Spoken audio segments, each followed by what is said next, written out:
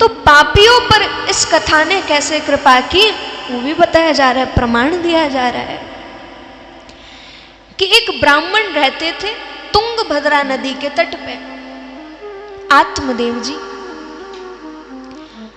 आत्मदेव जी के जीवन में सारी चीजें थी, सुखी थे। एक दुख आ गया जीवन में। क्या हमने अभी कहा, व्यक्ति की इच्छा होती है, इच्छा पूरी नहीं होती है तभी दुख आता है। आत्मदेव जी की इच्छा थी कि संतान हो, संतान नहीं हुई इसीलिए दुखी हो रहे हैं। कहते संतान नहीं हो रही, संतान नहीं हो रही, कैसे तो ऊपर से लोग किसी की अच्छाई में इतना ध्यान नहीं देते जितनी जरा सी भी अगर कोई कमी मिल जाए उसमें देते। आत्मदेव जी के सामने सामने कहते, अरे इनके तो संतान ही नहीं है, क्या होगा इनका,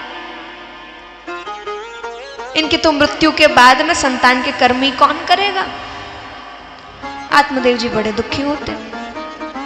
आत्मदेव जी की पत्नी धुंधुली बड़ी टेढ़ी थी, हर काम टेढ़े, लेकिन उसका इतना दुख नहीं था आत्मदेव जी को। एक दुख था कि वह संतान नहीं हो रही, संतान हो जाए, लेकिन हुई नहीं। आत्मदेव जी एक दिन तो इतने दुखी हो गए कि अपना घर छोड़ करके वन में जाने लगे। वन में पहुंचे तब एक महात्मा जी ने आत्मदेव जी को दुखी देखा।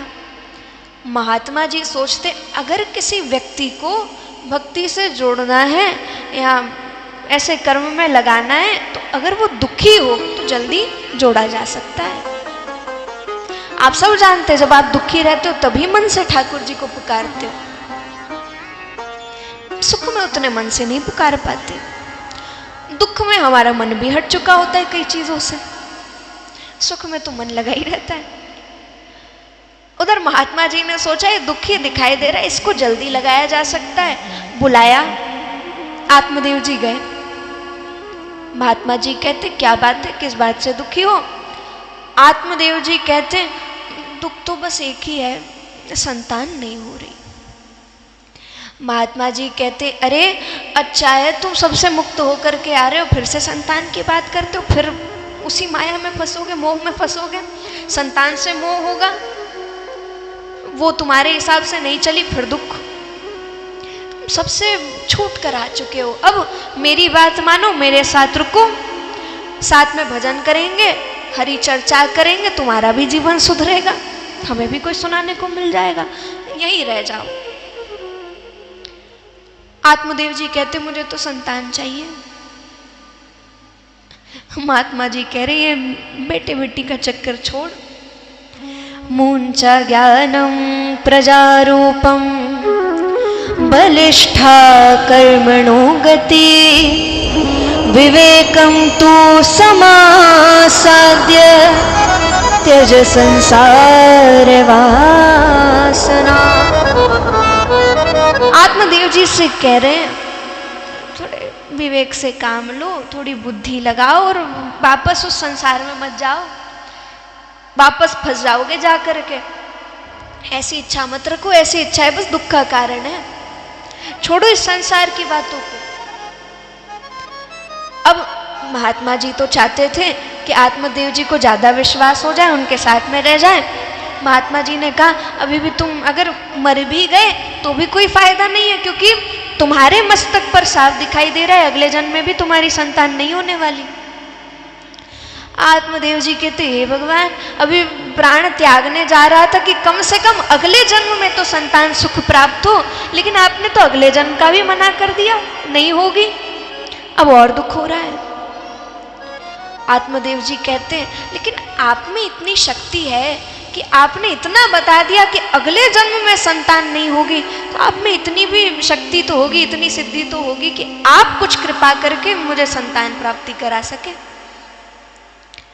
आत्मदेव जी कहते हैं, अगर आज आपने कृपा नहीं की तो ये पास में जो बड़ी सी चट्टान है इस पे सिर दे के मरूंगा, और मैं मरूंगा। आपके पास आया था, आप कुछ कर सकते थे लेकिन आपने नहीं किया, इसीलिए मेरी मृत्यु का दोष आपके सर पे चढ़ेगा, और वो भी मैं ब्राह्मण, ब्रह्मत्या का दोष चढ़ेगा। महात्मा जी कहते, इसका भला चाह रहा था, मेरी दोष चढ़ा रहा है। आत्मदेव जी मान नहीं रहे थे। महात्मा जी ने सोचा चलो इसे दे दें फल। महात्मा जी ने एक फल आत्मदेव जी को दिया और कहा कि जाओ अपनी पत्नी को खिला देना और तुम्हें संतान प्राप्त हो जाएगी। हर एक कथा हमें कुछ न कुछ सिखाती है, कई चीजें हम सीख सकते हैं। आत्मदेव जी को फल मिल गया, लेकिन हम सब जानते हो उनके भाग्य में संतान सुख नहीं था।